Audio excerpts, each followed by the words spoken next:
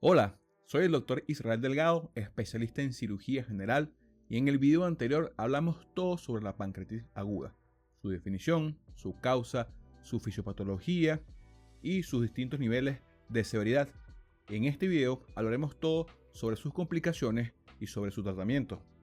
Como comentamos en el video anterior, la pancreatitis aguda puede clasificarse según la clasificación de Atlanta en pancreatitis aguda intersticial edematosa y pancreatitis necrotizante, y según esta clasificación van a desarrollarse ciertas complicaciones.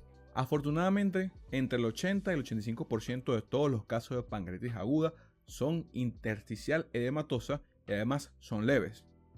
Recordemos que la severidad de la pancreatitis aguda puede ser leve, moderadamente severa o severa, y esto se va a ver dependiendo del nivel de afectación sistémica y además si se desarrollan complicaciones locales o no. Todo esto lo vimos en el video anterior, el cual te voy a dejar por aquí para que lo repases. Las complicaciones de la pancreatitis pueden dividirse según su tiempo en complicaciones tempranas que se ven antes de las 4 semanas y complicaciones tardías.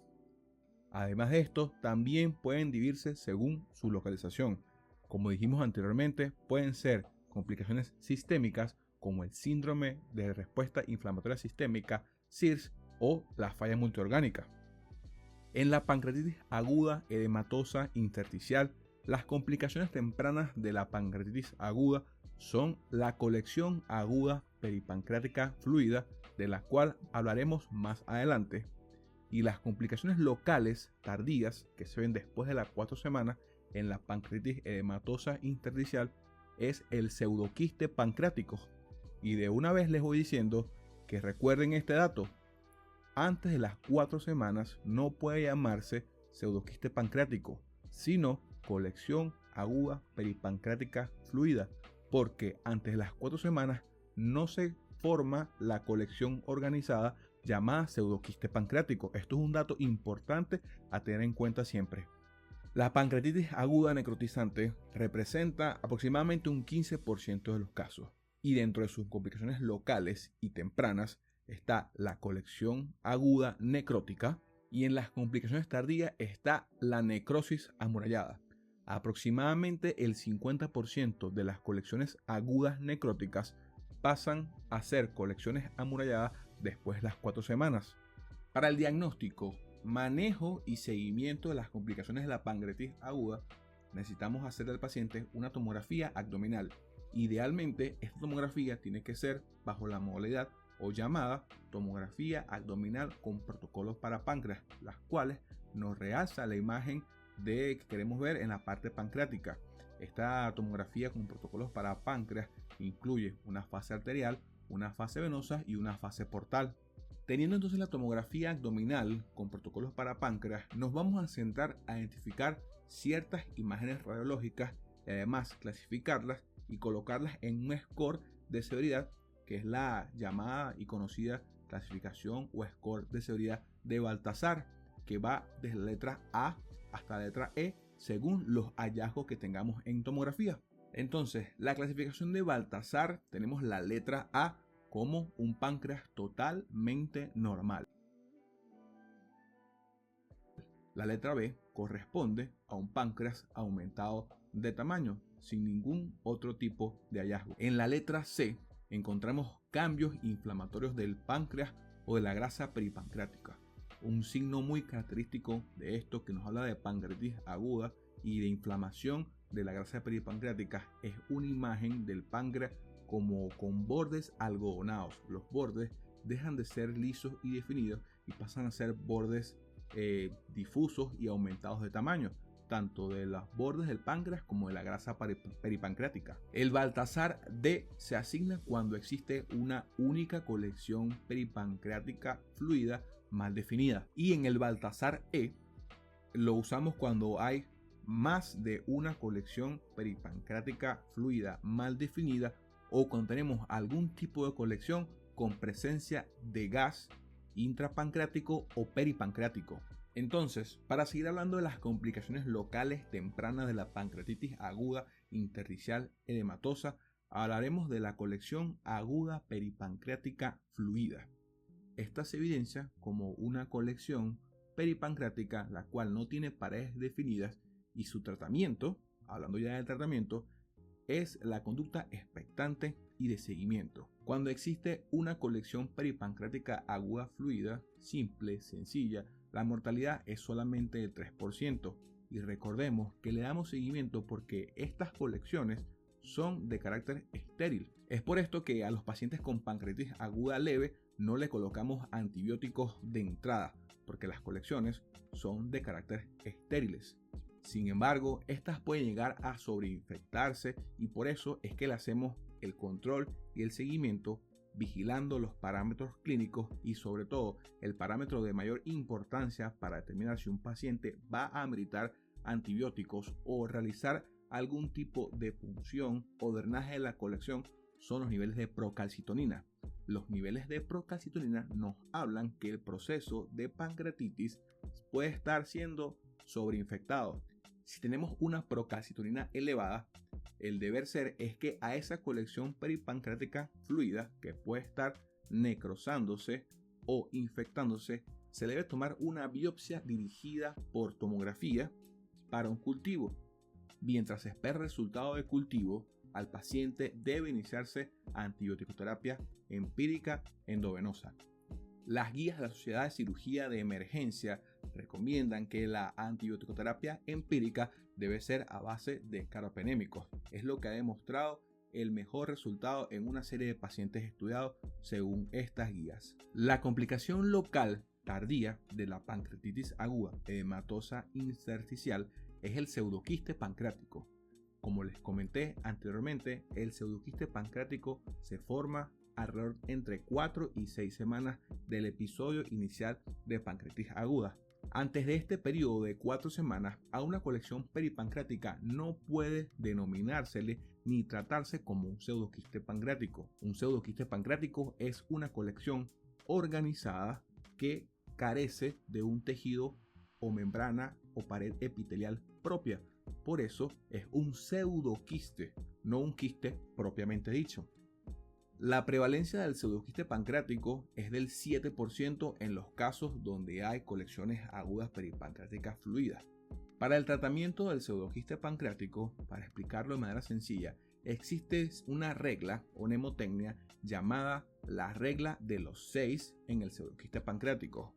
El pseudoquiste pancreático puede tener una resolución espontánea, puede reabsorberse dejando ningún tipo de problemas o secuelas. Sin embargo, si después de 6 semanas el pseudoquiste pancreático se evidencia que persiste, es una indicación para hacerle un tipo de drenaje. Otra indicación quirúrgica del pseudoquiste pancreático es que mida más de 6 centímetros. Además, para realizar procedimientos quirúrgicos en el pseudoquiste pancreático, se sugiere esperar que su pared madure, y esto ocurre cuando la pared mide aproximadamente más de 6 milímetros. Entonces aquí se cumple la regla de los 6 para el tratamiento quirúrgico del pseudoquiste pancreático, es decir, que persista más de 6 semanas, que tenga una medida mayor de 6 centímetros y que su pared tenga un grosor de al menos 6 milímetros. El tratamiento del pseudoquiste pancreático es el drenaje, y este puede hacerse por vías endoscópicas. A través de un endoscopio se accede a la cámara gástrica y se comunica con el pseudoquiste pancreático. Puede hacerse un drenaje percutáneo guiado por tomografía si está accesible el pseudoquiste. Recordemos que los pseudoquistes pancreáticos son de localizaciones retroperitoneales debajo del lecho gástrico en la celda pancreática. Entonces no en todos los casos puede ser accesible por vía percutánea. Y luego tenemos el acceso por vía laparoscópica o retroperitoneoscopia, porque vamos a entrar a la cavidad retroperitoneal por medios laparoscópicos para drenar el quiste. En la vía endoscópica, un método seguro, confiable, es hacer un abordaje transgástrico donde se coloca un stent metálico y se crea una comunicación artificial entre el quiste, el cual va a drenar al estómago y va a ser pasado al sistema digestivo sin ningún tipo de problema.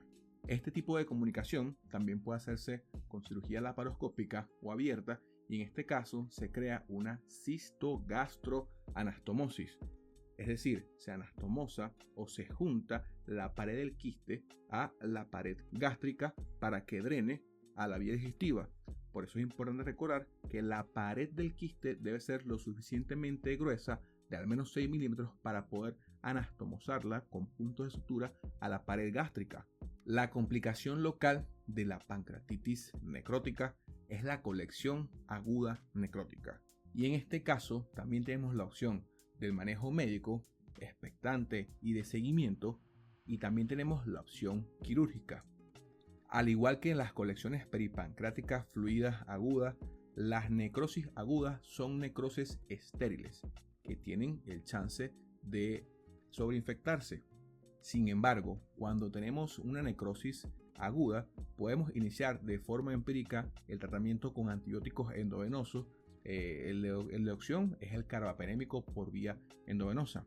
Tenemos que vigilar los parámetros paraclínicos del paciente que nos hagan pensar en infección, ya hablamos de la procalcitonina, y eventualmente planificar para tomar un cultivo de esa colección aguda necrótica si se sospecha que está infectada, e iniciar la terapia dirigida según cultivo. La opción quirúrgica o la cirugía para la colección necrótica aguda se reserva para cuando hay fallo del tratamiento médico, del manejo con antibióticos, o cuando el paciente además se torna hemodinámicamente inestable. Esto pasa generalmente en casos de pancreatitis severa. Sin embargo, tenemos que recordar una máxima de la cirugía: páncreas tocado, páncreas infectado. Por eso es que la cirugía pancreática o abordar la celda pancreática para debridar y hacer necrosectomía se deja solamente para casos selectos cuando de verdad se amerita.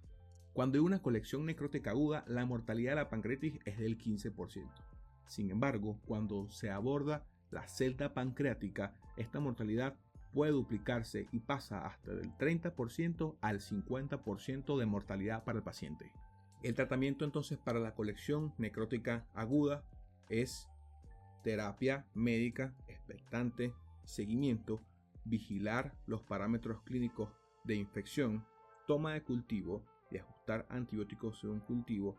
Y la opción quirúrgica es debridar el tejido necrótico pancreático que se encuentre, también retirar no lo menos posible, sino lo que sea necesario, porque a veces haciendo una necrosectomía o retirando ese tejido pancreático necrótico de forma exhaustiva y extensa, también podemos dañar el tejido pancreático sano y normal y exacerbar aún más el grado de pancreatitis y la mortalidad del paciente, porque alteramos la función pancreática. El manejo de la necrosis amurallada, que es la complicación local tardía de la pancreatitis necrotizante, es netamente quirúrgico. Hay que esa necrosis amurallada debridarla y drenarla, sacarla de la celda pancreática. Esto puede hacerse por medios endoscópicos, con cirugía laparoscópica o con cirugía abierta.